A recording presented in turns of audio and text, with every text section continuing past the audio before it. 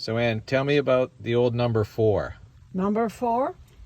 Number 4, from your tee shot, your second shot up by the valley there. So, well, the men could probably get home in 2, but women would probably be on the bank up there. Par 5 for women. I think it's par 4 for men. So tell me about those trees. There was trees in the valley? Oh, so anyway, on 4 was never wide open like that. There was a big tree on the left and one on the right. So your second shot, you had to really place your shot because you had those 2 trees in your way. Made it quite interesting. Yeah. Well, I'm glad that the trees aren't there anymore. And the trees are gone, yeah. Yeah, they opened it up. Probably speed up play, eh? So Ann, tell me about number 3. Number 3, dog leg to the right, so you've got your tee shot has to be center left to go into the green. Yeah. Now, I think it was a par 5 for women, a 4 for men probably. Pretty hard to get a flat lie on 3. Pretty hard to get a flat lie at Lookout Point. Yes, you're right. Now, so you just avoid going over the green, right? Well, if you go over the green, then you run into a deep valley and rough, and you're in real trouble. And the green is very narrow, so you don't have much to... On 13, the pond, I used to play a lot with the men, Doug and Keith Crick and so forth. And I'd hit across the pond, get across the pond from the men's tee. Wow, that's awesome. You remember this? Your tee was down there, right? Yeah. Your tee was down there. Yeah, the men's tee, championship tee, men's tee, and the ladies' tee. When I played with the boys, I pretty well played the men's tees. Did you take their money?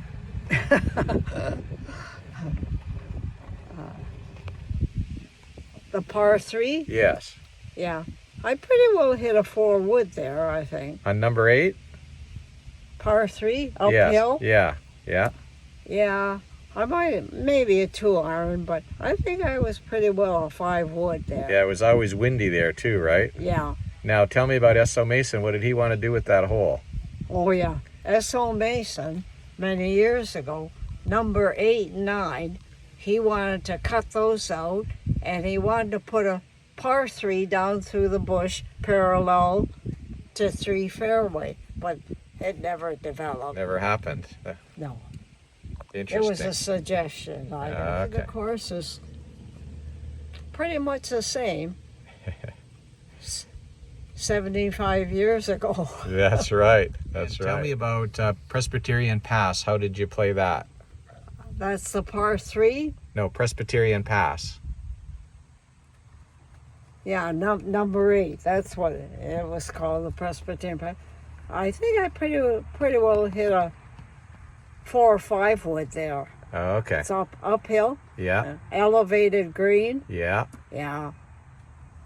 Yeah. How did actually, 16 play? If you got a drive, we pretty well drove the hill, up over the hill. Then you just had a little maybe 7 iron in or something like there. Now, was the green up in the corner over there? Hmm? The green for 16, was it in the corner? Was it in a different place? There was a pond behind it. Yeah. And no, I would say it's the same. And tell me about that long par 5 on the championship course. Yeah. From 15 and 16, 15, yeah, and 16. 16 was a long hole, 2 holes together. And then there was a little summer holes, and they used to play the 8th hole That's the one around in the corner. Yeah. That was the championship course. Okay. And then you walked up the hill and you hit across the valley to a little par 4. Okay. And there was the men's course, the ladies' course, and the championship course. Okay. The 3 courses. Did you play the championship course a lot? I played it some. I played an awful lot with the men. Yeah. And but we would play more just the regular men's course. Yeah. And the hole would finish into the hill, below the clubhouse there. The layout is, I can't see an awful lot of change in everything, of course, has grown. About the little spring, the water, how everybody stopped to get water here on 16. This would be on the 16, 17, 18, 16th hole. There used to be a little spring that fed into the pond, and there was one drinking cup, and everybody drank out of the one drinking cup. But anyway, it was cold spring water, and people would drive into the course and bring their jugs and fill them with this nice spring water that they got now. Yeah, I drank out of that tin cup too. Back in the old days, it was awesome, and that's why you're 94 years old and you're still kicking, because you drank that spring water. And, we all drank out of the same cup. Yeah. Never gave it a thought. Oh, and then there was a bridge here that we could walk across or come down and get our water. Yeah. Boy, of course, looks lovely. Aldo is still here, and you would remember his dad too, right? Yeah. So what do you remember about Aldo? Gosh, how many years would that be for Aldo? My God. About 50. Yeah, because he was here when I was.